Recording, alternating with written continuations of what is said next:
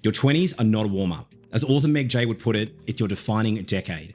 You have an opportunity to install the health, wealth, and relationship habits that will compound across your entire life. This doesn't mean that you need to have everything figured out in your 20s. No, but it's the time to start experimenting, betting on yourself, and taking the kind of risks that your 30, 40, 50, heck, even your 80 and 90-year-old self are going to be thankful that you chose to do it. For most of you watching this, you probably don't have a family or dependents relying on you yet. You may be living at home or not have an expensive lifestyle, and you have the opportunity to move, explore, travel, and take risks that is unlike any other window in your life. In my early 30s, I can already see the divergence of all those that I grew up with and how the decisions they've made in their life are starting to compound and catch up with them all these years later. And after having a remarkable conversation with this 22-year-old who's on a mission to run across all of India, I'll include on the details in the description if you want to check him out. It made me realize there is such a divide between how you frame and embrace your 20s that will directly correlate with the years to come. So I guarantee, if you listen and implement just one lesson from this entire video, your future self will thank you. First up, you are your own health insurance. I don't care where you are in the world and what your hospital system or health insurance system looks like, you don't want to be relying on that as your first point of call if something goes wrong. My partner's been a frontline worker for a decade, and she has seen firsthand, and I hear her stories, people of all walks of life, all ages, with all forms of degenerative diseases, chronic pain, and all these challenges because they didn't put in habits to invest in their own health. That leads to my second lesson. You need to learn how to take care of yourself. So many of us get caught up in the quantity of years that we get to live without focusing on the quality of years. If you stretch your years out to 80, 90, maybe even 100, but you're in chronic pain, you can't travel, you can barely spend time with your grandkids, is that really the life you want to be living? So for whatever it takes for you to understand how to honor the body, the only one that you are given, do it, my friend. And credit to Dan Go for this killer quote. You'd rather be the oldest person in the gym than the youngest person in a nursing home. Next up, focus on the 20% that are going to drive 80% of results. The phenomenon known as the Pareto principle suggests that a small portion of activities actually drive the most leverage on your outputs and your results. So much of modern marketing loves to focus on the shiny, sexy gadgets, devices, trendy diets, and everything relating to health. But the timeless principles of looking at how you sleep, how you recover, what you eat, how you hydrate, and how often you move are going to make a bigger impact than any number of supplements or fancy tech devices. Don't get caught up on the shiny objects if you haven't dialed in your fundamentals. I used to be horrendous at my sleep and disrespecting my circadian rhythm during my 20s, and that cascaded into everything else across the rest of my life. How irate or impatient that I was, my hormones, my circadian rhythms, my outbreaks, my mental fogginess and acuity, how much energy and stamina I had, my ability to function and make good decisions, it all came from sleep. And I was trying to cover it up by chasing all the fancy supplements and recommended products from influencers and creators that I followed. Getting 8 hours of deep sleep with blackout blinds, earplugs, and a wind down routine did disproportionately more than any of those combined. Human bodies were not made to be sedentary. I'm guilty of this, being someone that works from home in my studio, so I have to proactively ensure that I'm moving every day. But most importantly, it has to be sustainable. During my 20s, I ran long distance endurance events and had to spend hours throughout my entire week warming up, running, cooling down, stretching, preparing to do long distance. And I even had a stint where I was a bodybuilder, which consumed so much of my cognitive bandwidth, counting calories, tracking, checking in, having check-ins with my trainer. This wasn't sustainable. I finally decided to optimize for something that I could do till I was 80. And for me, that looks like walking. Now, it might look something different for you every day, whether it's paddle, surfing, running, something you can sustain. But the best routine is the one that you can maintain, because that is where you're going to get the benefits of the consistency and of the compounding long term. And a bonus if you layer on an activity that helps you really get your heart rate up to zone 3, zone 4, and zone 5 cardio to increase your cardiovascular capacity and reduce heart-related issues in your longer life. Next up is you want to reduce as much friction for good habits in your life. Whether that's having your trainers and runners right by your bedside table, having a glass of water that you can drink as soon as you rise. In my case, I went and bought a secondhand home gym for $1,000, stuck it under my house, which has just eradicated any excuses I have towards going to the gym. It's not about traffic. It's not about it's too busy. It's not about I'm too tired. And that has had a remarkable ROI on my health and also my partner's ability to go and exercise whenever we want. You are what you eat. If you're feeling like it's probably because you're eating like shit. There's no other way of saying it. And there's the common excuse, but it's too expensive to buy organic or buy high quality food. I used to believe that as well until I realized how many chronic diseases and later in life issues people are having because of how poor their nutrition was when they were growing up. And the way I see it is there's two prices you can pay. The price of better quality food now or the price of a diagnosis in 10, 20 or 30 years that you could have avoided. You get to decide. I'm not going to judge you, but you can't shortcut this. You can't have your cake and eat it too. Or in this case, you can't eat whatever the heck you want and expect there's going to to be no downstream effect of that decision in the future. And for the final one in health, invest in expertise. My friend, this took me until my dad passed away of a heart attack. I was 26 years old to understand the importance of having specialists and expertise in my life. Often we back off from the idea of spending $200, $300 on a one-off consultation, whether it's with a physio, a nutritionist, a dietitian, an epigeneticist, whatever it may be, to help course correct bad habits or bad conditioning you may have picked up in your life. Now, I'm not saying it's your fault that you have the habits you have until now. You probably modeled them off your parents or your peers or what you maybe picked up during high school PE classes. But as an adult, if there are going to be decisions you are making over and over and over again with relation to your health, 30 to 60 minutes with a qualified professional can make all the difference. The ROI I've had on investing in all these specialists and more means that I have the confidence that I know I'm doing the best that I can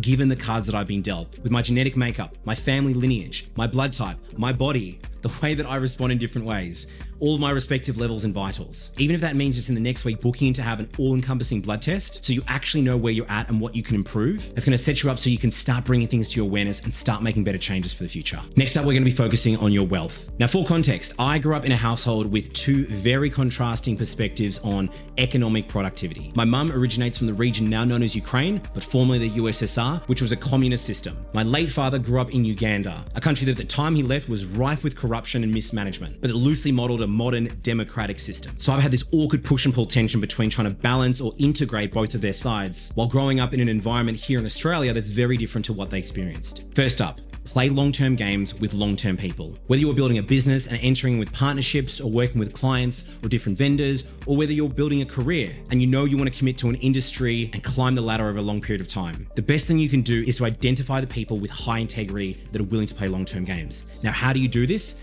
Look at their actions, not their words. Everyone can speak well and fluff a lot of hot air about what their intentions are. But if you look at someone's actions consistently enough over a long enough period of time, you can tell where someone really is operating from. Those are the kind of people you want to stay close to. Find a way to constantly exchange value and be someone of high regard in their eyes as well. Because whenever there's opportunities in their life, you'll be the one they'll think of, and vice versa. And rather than having this very short-term, closed-minded idea where it's a shrinking pie and everyone's competing for some of it, your mindset is one of abundance. These are the kind of people that think big, and by creating a bigger pie, there's more to go around for everyone. Learn how to sell and market yourself.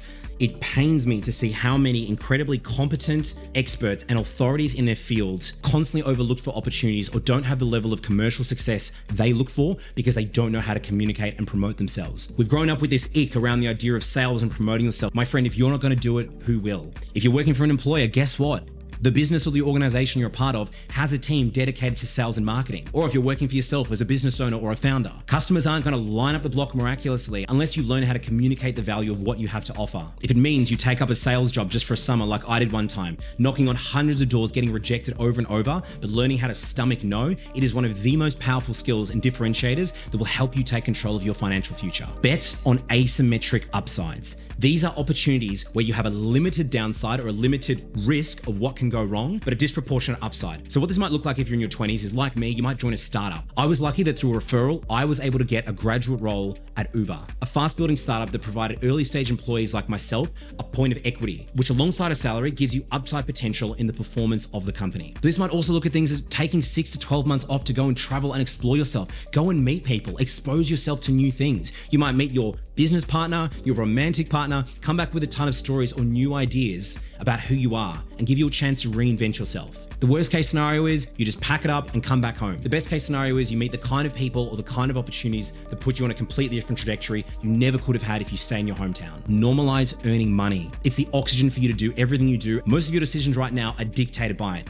I'm not saying that money is going to solve all of your problems. Money does solve money problems, but I know that there's a clear difference between having $0 in my bank account and having a credit card debt versus 12 months worth of expenses saved in cash plus an investment portfolio that is growing. It balances and centers you. It enables you to play long-term games and stop operating from a place of scarcity. Stop making short-term decisions that might compromise your long-term financial outlook. Be a creator, not a consumer. Be someone that provides net positive value or economic output versus how much you actually take. And here's a quick audit. When it comes to Black Friday sales or Cyber Monday, are you someone that purchases more on that day than actually sells more in the marketplace? This is a brutal mirror I hold up to myself to decide, hey, am I actually providing more value to the marketplace or am I just blindly spending? Invest in yourself, not shiny objects. You are and always will be your most valuable asset.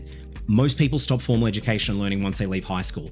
Books, courses, masterminds. These are some of the highest ROI investments you can have in yourself. To think that some people condense 10, 20, 30 years of their wisdom and put it into books, put it into an audiobook, put it into courses in sequential order for you to follow and apply into your own life is painfully overlooked. And until I realized this shortcut in my life in my 20s, I've never had such an acceleration in my growth, not only just in my wealth, but in all other areas of my life. It is a cheat code to your growth. So forget the coins or whatever trendy thing that a business guru is spruiking at the moment.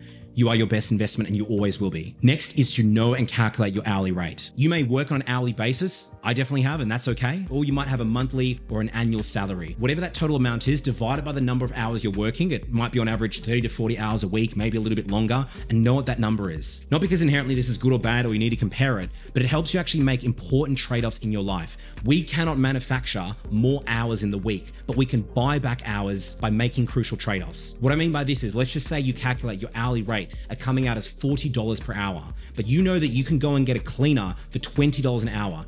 Every time you go and decide to clean your house, you're actually losing $20 an hour of productive output that you could have been spending either working another hour on your business or another hour towards your career. That is, if overtime is possible. Ever since I calculated my hourly rate, it makes me look at the value of my time differently, because money can come and go, but your time doesn't. And lastly, do whatever it takes to heal your relationship or your perception towards money. If you think it's evil, you'll repel it and you will act like that. If you are grateful for it, recognize its value, appreciate its role in your life and the life of others and the world around you and what it enables you to do, it'll suddenly open you up to finding ways of attracting it, of asking, how can I provide value to other people? How can I be of service in the marketplace and create outcomes and products and services that genuinely change people's lives? And in exchange for doing that, you get this energy, you get this token called money that enables you to enjoy more of what you're already doing and pay to outsource, delegate, or automate things that you don't want to. And last area, relationships. Choose your partner wisely. There's a time study, I'm going to just pop it on the screen right now and include a link below of how much time you spend with different groups of people over your entire lifetime.